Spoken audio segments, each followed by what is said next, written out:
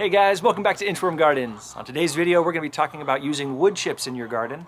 I'm going to share a tip with you on how you can get all the free wood chips you can possibly use, more than you even know what to do with. More on that shortly. I'm going to show you what our wood chips look like a year later, because when we moved into this place, it was nothing but grass. We put down a layer of cardboard. We put a whole bunch of wood chips right on top of that. We've enjoyed it all year. Now I'm going to show you what it looks like a year later, how much it's broken down, what it's done to the soil underneath those wood chips, and then we're going to re-chip the entire garden. I have a whole lot of mulch sitting in my front driveway, and we are going to wheelbarrow it all in here, cover the whole garden, and refresh the place. Let's get started. So here's just a little sample patch of the wood chips as they look in the garden right now. As you can see, you have some of the dry, fresh stuff up on top, but as soon as you start to scrape this away, you have that soil layer right there. It's really close. And if you notice, there's zero cardboard. That cardboard is definitely completely broken down. And this is just the soil right underneath. And let's take a look at it. We have quite heavy clay soil here, but I'm gonna grab just a little handful. Look at that, it's really crumbly. That soil is really nice. So as this wood chips have broken down, it's actually been improving the soil because you're adding organic matter back into the ground. So if you have super sandy soil, then you're giving it more structure, more organic matter. If you have really clay soil, you're doing the same thing, but it's helping to break up that clay and make it smoother and lighter. So this soil is actually really nice underneath these wood chips. I'm gonna dig just a little bit deeper.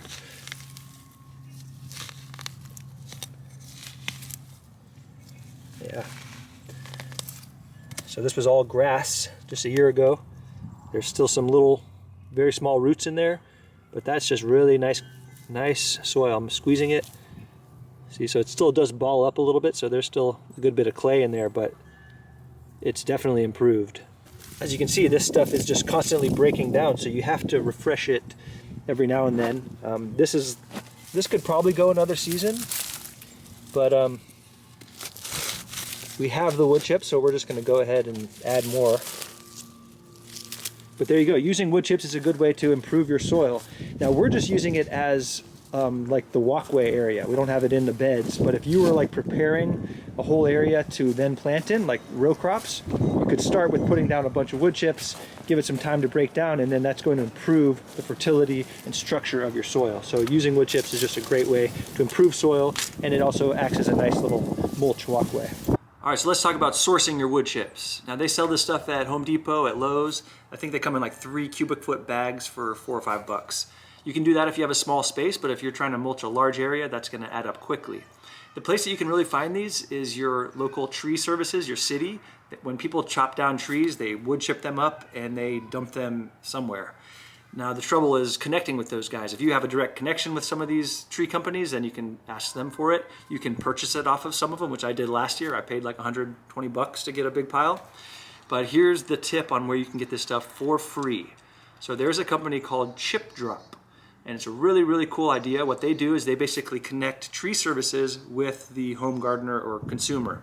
Because these tree services, when they are mulching, or sorry, like cutting down trees on the side of a highway or something, they chop it up, they have to go then pay somewhere to dump that, all those wood chips. So what this company does is it connects you with those companies directly to you, and it links you guys together. So it actually saves them some time and some money, and you get the free wood chips. So they literally will just drop off an entire dump truck full of wood chips. So here is the caveat.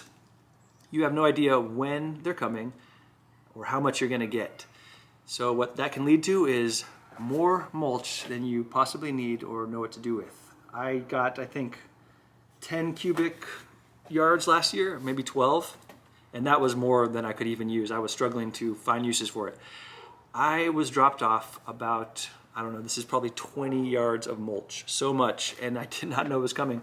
I was actually, work from home, I was actually on a call with my manager, and I hear beep, beep, beep. I look out my window and there's a giant dump truck backing up into my yard. I'm like, oh my gosh, and they just dumped this enormous freaking pile of mulch right in my driveway, which I was very thankful for, but it's, you gotta be prepared, you gotta be ready. So there you go, chipdrop.com. It's a really great site. If you guys haven't heard of it, check it out. If you're ready and able to receive a large amount of mulch, then that's what I recommend using.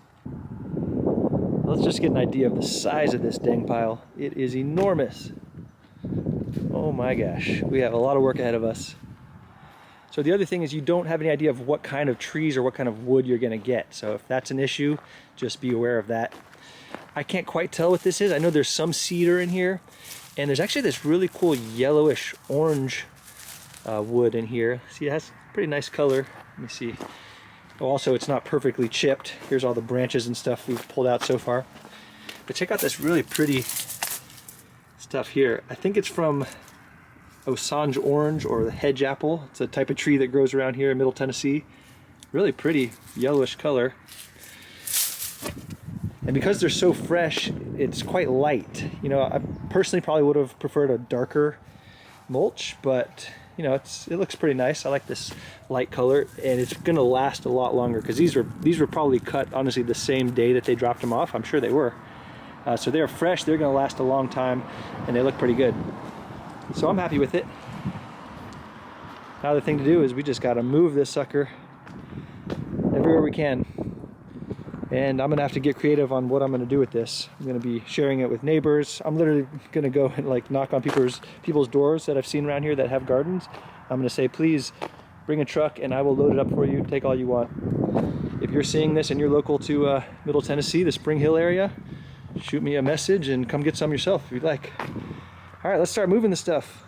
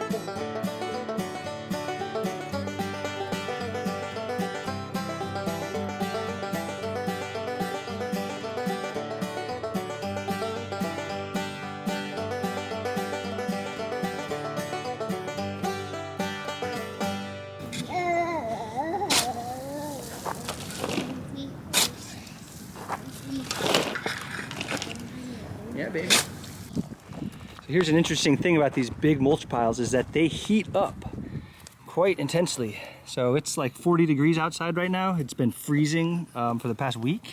And look at this. It's almost 130 degrees inside this mulch pile.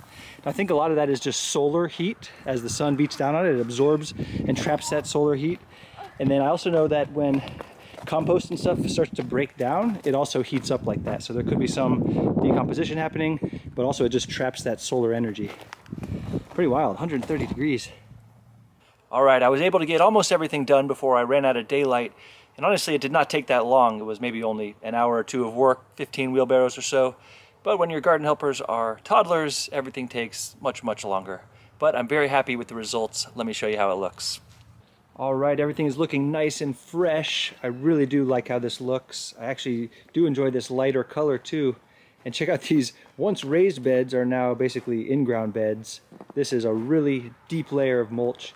And man, it feels actually really good to walk on. It's super spongy and soft. And look at that. Now I'm not completely done. I want to fill in the back of the beds, and there's a couple spots left to do. But I got the majority in there. I'm really, really happy with that. So this is going to last at least a couple years, I believe, because one, it's really thick, and two, these wood chips are really fresh. But doesn't that give it a really nice look in the garden?